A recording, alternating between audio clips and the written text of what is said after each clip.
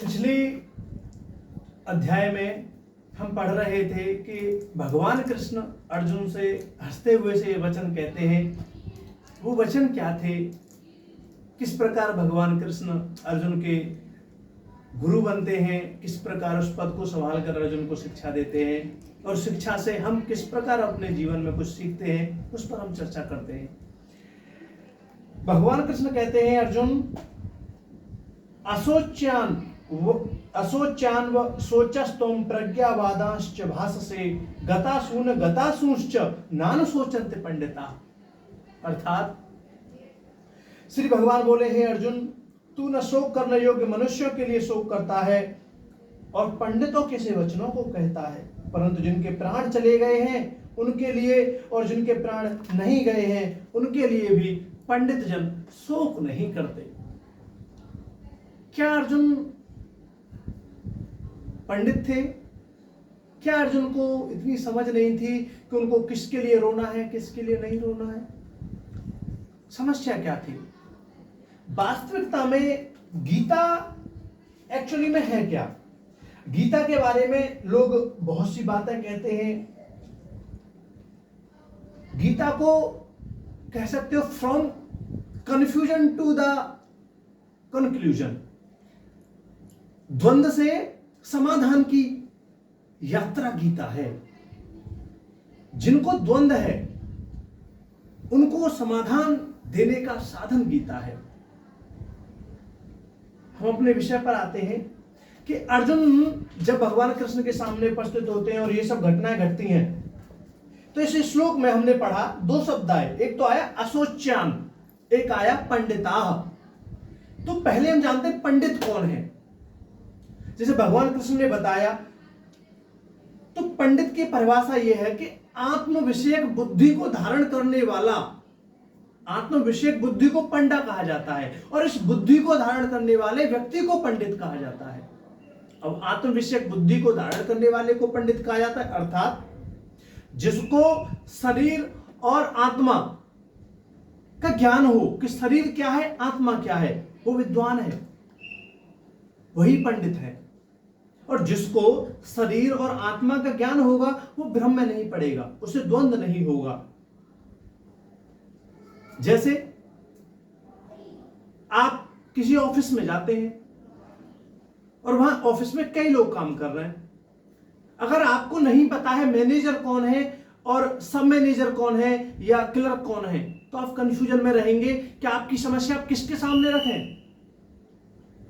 ऐसे ही अगर आपको पता है शरीर क्या है, आत्मा क्या है, तो आप कंफ्यूजन में नहीं रहेंगे कि कब दुखी होना है, कब दुखी नहीं होना है, दुख का कारण क्या है, दुख का निवारण क्या है। इसकी अगर मुक्ति चाहिए तो इसका एकमात्र साधन है ज्ञान। और ज्ञान का तात्पर्य भौतिक शिक्षा से नहीं है, ज्ञान का तात्पर्य है आत्मा और अनात्मा का अनुभव करना, आत्मा और अनात्मा को डिस्कशन करना, उसका निवारण करना, उसको अलग अलग करके समझना। ऐसे करके बहुत सी चीजें चलती रहती हैं। आप एक चीज और देख सकते हैं, हमने जो डिस्कशन किया, जो व्यक्ति शरीर में जी रहा है, हम तुम कोई भी, जब हम शरीर को धरातल पर जीते हैं, जब हम शरीर को प्रमुख मानकर जीते हैं, तो सबसे बड़ी समस्या यह आती है कि हमारे जीवन में हो रही समस्याएं, आ रही चिंताएं, हो रहे झगड़े की 98% जड़ होती है ये होना कि मैं शरीर हूं। अगर आप जिस दिन ये मानना शुरू कर दें कि मैं शरीर नहीं हूं, मैं आत्मा हूं, केवल 2% झगड़ा जीवन में बचेगा, 98% उसी दिन समाप्त। सारी समस्याओं की जड़ है कि मैं सूरज हूं। जिस दिन मैं ये मानना बंद कर दूंगा कि मैं सूरज हूं, उस दिन मेरे जीवन की समस्त समस्याएं नष्ट हो जाएंगी। क्योंकि मैं सूरज हूंगा तो मैं प्रतिक्रिया दूंगा। और भगवान बुद्ध कहते थे कि व्यक्ति हो या परिस्थिति, अगर आपके विरोध में है तो आप शांत रहिए, आपकी प्रतिक्रिया उसे ताकत देगी और आपकी शांत रहना ही उसको कमजोरी बनेगी। इसका दर्शन क्या है? इसका दर्शन ही यही है कि अगर मैं सूरज हूं और मेरे सामने कोई गाली दे रहा है, मैं सूरज हूं, मेरे सामने कोई मेरे विरोध में काम कर रहा है, तो मैं अपने सूरजत्व का प्रदर्शन करूंगा, रह ही नहीं सकता। यही होता है ईगो। ईगो का बहुत थुथला रूप है ये सब जानना कि जैसे लोग बातें करते हैं, थोड़ा अभिमानी बातें करते हैं, वो अभिमान और ईगो में अंतर है। ईगो अध्यात्म जगत में ये है स्वयं को मानना कि मैं हूं। इस मैं हूं को काट देना आध्यात्मिकता है, इसको मिटा देना ही स्पिरिचुअलिटी है।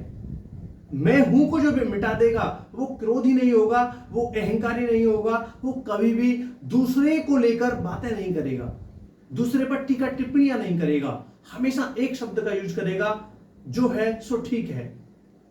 कितनी भी विकट परिस्थिति आ जाए थोड़ा सा दुख होगा, क्योंकि संसार में जी रहे हो, थोड़ी सी विचलन आएगा, लेकिन तुरंत जिस व्यक्ति ने आध्यात्मिकता के चरण को अपना रखा है वो तुरंत 10 सेकंड में, 20 सेकंड में, 1 दिन में, 2 दिन में शांत हो जाएगा कि जो है सो ठीक है, कोई दिक्कत नहीं। अब बात आती है असोचान। मामला क्या है? श्लोक चल रहा है, भगवान उपदेश कर रहे हैं कि असोचान, तू उनके लिए शोक कर रहा है जो शोक के योग्य ही नहीं है। क्या भीष्म पितामह द्रोणाचार्य बुरे इंसान थे? क्या भगवान उन्हें बुरे व्यक्ति कह रहे हैं कि तू जिनके लिए शोक कर रहा है वो अच्छे इंसान नहीं है, या कोई और बात है? दोनों ही बातें हैं। हमेशा प्रसंग जो चल रहा होता है उसके अनुसार अर्थ निकाला जाता है।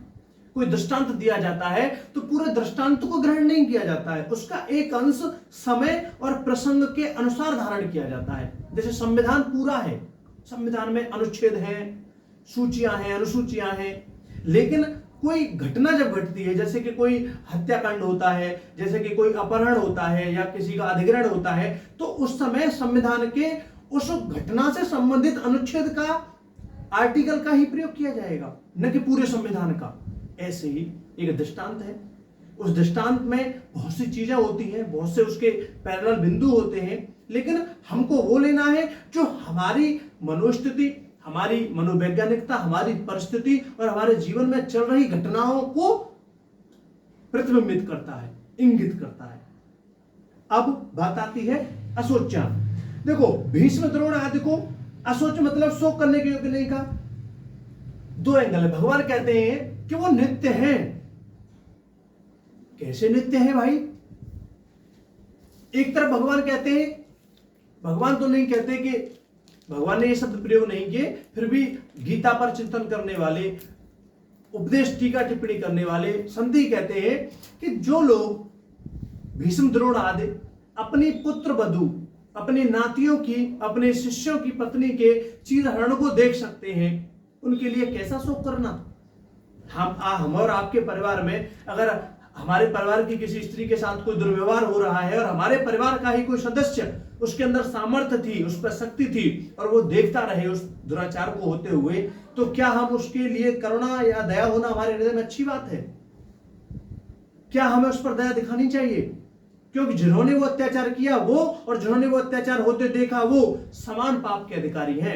इसलिए अत्याचार न करें और जो देख रहे हैं वो उससे बड़े अत्याचारी हैं। सामर्थ्य हो तो आवाज उठाओ, सामर्थ्य नहीं है तो वहां से चले जाओ, लेकिन उसका साथ मत दो। चुप रहना भी गलत का साथ देना है। और ये लोग चुप रह गए जब द्रौपदी का चीरहरण हो रहा था, ये लोग चुप रह गए जब जुए में धोखाधड़ी की जा रही थी, ये लोग चुप रह गए जब पांडवों को लाक्षागृह की अग्नि में जलाया जा रहा था। तो चुप रहना भी पाप करने के बराबर ही पाप है।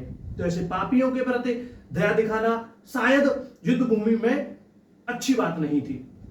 दूसरा एंगल, भगवान बात करते हैं स्पिरिचुअलिटी की, कि जो हमारे सामने खड़ा है, चाहे दोस्ती का हाथ लेकर खड़ा हो, चाहे दुश्मनी का हाथ लेकर खड़ा हो, वो जिस भी परिस्थिति में हमारे सामने कोई भी है, मित्र है, शत्रु है, संबंधी है, अनजान है, जानकार है, नॉट एट ऑल, कोई फर्क नहीं पड़ता। लेकिन वो जिस घटना को लेकर हमारे सामने खड़ा है, उस घटना के लेकर ही हमको व्यवहार करना चाहिए। ये हमारा धर्म है।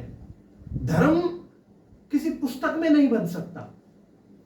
धर्म के प्रति जो अत्याचार लोगों ने किया है, धर्म को अफीम इसीलिए तो बताया जाता है कि जब जब धर्म किसी वो पुस्तक में बंध जाएगा, जब जब मनुष्य का धर्म सीमित हो जाएगा, तो वो अफीम का काम करेगा ही करेगा, उसको नष्ट करने का काम करेगा ही करेगा। धर्म बहुत व्यापक वस्तु है, धर्म बहुत बड़ा विचार है, धर्म हर क्षण बदलता है और धर्म कभी नहीं बदलता है। धर्म को कोई कभी भी स्थिर कर ही नहीं सकता और धर्म को कभी कोई विचलित नहीं कर सकता। ये जीते हैं उनको पता होता है। जैसे आपने गुड़ खाया, अब क्या गुड़ को कभी कोई कड़वा कर सकता है, या गुड़ कितना मीठा होता है, या गुड़ का स्वाद क्या है, गुड़ कितनी मात्रा में लाभदायक होता है, ये वही बता सकता है जिसने गुड़ को खाया है। कोई दूर बैठकर नहीं बता सकता। और दूसरी चीज, वो खाने वाला भी नहीं बता सकता कि गुड़ कितना मीठा था। है ना विरोधाभासी बात? बता सकता है जितना वही बता सकता है जिसने खाया, लेकिन वास्तविकता को वो भी नहीं बता सकता है कि मीठा कितना था। ऐसे ही ईश्वर, स्पिरिचुअलिटी धर्म है, ऐसे ही आध्यात्मिकता है। इसको जो जीता है वही फील करता है। अब भगवान कहते हैं कि ये नित्य कैसे हैं? प्रश्न बनता है। भगवान ने कहा ये नित्य हैं, ये कभी नहीं मरेंगे, ये पहले भी थे, आज भी हैं और आगे भी रहेंगे। तो तू क्यों टेंशन लेता है कि मैं इनको मार दूंगा, मैं इनको कैसे मार सकता हूं? दुख मत कर, जो सामने परिस्थिति है उसका निरीक्षण कर और प्रहार कर, उस घटना के अनुसार व्यवहार कर। यही तेरा धर्म है और यही हम सब का धर्म है। हमारे सामने जो स्थिति है, परिस्थिति है, उसके अनुसार जीना। कल हम क्या थे इस पर ध्यान न देना, कल हम क्या होंगे इसकी चिंता न करना। आज हम जहां हैं, आज जिस कार्य को कर रहे हैं उसको जीना, उसको करना, उसके अनुसार निर्णय लेना ही धर्म है। अब आगे हम जैसे बात करते हैं कि वो नित्य कैसे है, भगवान इसका जवाब देते हैं। इसका जवाब जब भगवान देते हैं तो भगवान कहते हैं न त्वेवाहम जातु नासम न त्वम नेमे जनाधिपा न चैव न भविष्यामः सर्वे वय मतः परम। अर्थात न तो ऐसा ही है कि मैं किसी काल में नहीं था, तू नहीं था, अथवा ये सामने खड़े राजा लोग नहीं थे, और न ऐसा ही है कि इससे आगे हम सब नहीं रहेंगे। अर्थात ये पहले भी थे, आज भी हैं और आगे भी रहेंगे। फिर समस्या क्या है? अब हमको ये बताओ कि समस्या क्या आ रही है। समस्या जो भी हो, इसका एकमात्र मतलब ये निकलता है कि हम तीनों कालों में आत्म रूप में नित्य रहते हैं, आत्म स्वरूप में नित्य रहते हैं। तो ये आत्म स्वरूप क्या है? प्रश्न ये भी बनता है कि नित्य है, मान लिया आपने कहा कि हम कभी नहीं मरते और हमने विश्वास कर लिया। आत्मा किसके सदृश नित्य है? इस पर भगवान कृष्ण आगे दृष्टांत देते हैं और कहते हैं देहिनो अस्मिन् यथा देहे कौमारम यौवनम जरा तथा देहांतर प्राप्ति धीरस तत्र न मोहयति। जैसे भगवान, अब देखो हमको बताया कि नित्य कैसे है मनुष्य, फिर आगे बताते हैं कि जो आत्म स्वरूप में तीनों कालों मनुष्य है वो कैसे है। जैसे जीवात्मा की इस देह में बालकपन, जवानी और वृद्धावस्था होती है, वैसे ही अन्य शरीर की प्राप्ति होती है। उस विषय में धीर पुरुष मोहित नहीं होता। अब हमको इसको समझना है कि तीन अवस्थाएं हैं। जिस प्रकार शरीर को तीन अवस्थाएं प्राप्त हुई, क्या किसी ने दी? कोई खरीद सकता है, कोई बेच सकता है, किसी के हाथ में है, किसी के हाथ में नहीं है। ये स्वतः होगा ही होगा। ऐसे ही आत्मा का स्वरूप है। जिस प्रकार ये अवस्थाएं बदलती रहती हैं, आत्मा अपने वस्त्र बदलती रहती है, अर्थात शरीर बदलती रहती है। आप एक चीज को समझने की कोशिश कीजिए। आत्मा को आप स्वयं मान लीजिए कि ये सूरज आत्मा है। अब इस सूरज को बचपन में, ये सूरज रूपी जो शरीर है, इसका नाम बचपन में पढ़ा गया था कि सूरज। बचपन में जो काम किए थे, जैसे खेत में कोई काम किया, सब्जी बेची या कोई अन्य काम किया, उसके बाद सूरज बड़ा होता है और फिजिकल वर्क करता है, आर्मी की तैयारी करता है, लगता है नहीं लगता है। उसके बाद सूरज पढ़ाई करता है, यूपीएससी की तैयारी करता है, बनता है नहीं बनता है। उसके बाद सूरज को कोई नौकरी मिल जाती है, उसमें पहला प्रमोशन होता है, दूसरा प्रमोशन होता है, आखिरी प्रमोशन होता है। क्या सूरज बदला? बदला क्या? उसके पद, उसका रुतबा, उसका पैसा, उसकी सामाजिक स्थिति परिस्थिति, लेकिन सूरज नहीं बदला। सूरज हमेशा वही रहेगा। आप आईएएस ऑफिसर बनते हैं, प्रथम रैंक आपको मिली, द्वितीय रैंक मिली, तृतीय रैंक मिली, आप पहले सांसद थे, विधायक थे, फिर आगे सीएम बने, फिर पीएम बने, राष्ट्रपति बने, लेकिन आप हमेशा आप ही रहोगे। ऐसे ही आत्मा है, आत्मा कभी नहीं बदलती, इसकी अवस्थाएं बदलती हैं। आप विधायक थे या एमपी थे, एमएलए थे, आप सीएम बने, क्या आपको दुख होगा, हो मेरा विधायक का पद छीन लिया, ओ माय गॉड ये क्या हुआ? नहीं होगा ना। ऐसे ही है, आप उस जॉब पर हैं, किसी पर आप क्लर्क थे और आपको मैनेजर बना दिया, आप रोगे क्या? ओ मेरा क्लर्क का पद कहां गया, मुझे मैनेजर बनना है, मुझे मैनेजर बनाया जा रहा है, मैं तो मर गया, मेरा तो क्लर्क का पद खत्म हो गया। आपको पता है किस पद पर कोई और आएगा और ये काम चलता रहेगा, अब मैं उस पद पर, मुझे वहां काम करना है। ऐसे ही आत्मस्वरूप का अनुभव होता है। जिनको ये पता चल जाता है कि हाँ ये ऐसे काम करता है, तो उन्हें दुख नहीं होता, उनको फिर कोई चिंता नहीं रहती कि क्या होगा क्या नहीं होगा, वो समझ जाते हैं। इस खेल को जो समझ गया वही जीत गया, वही जी गया, वही गीता को समझ गया, वही श्री कृष्ण को समझ गया। आगे चर्चा करेंगे अगले प्रश्नों के साथ। राधे।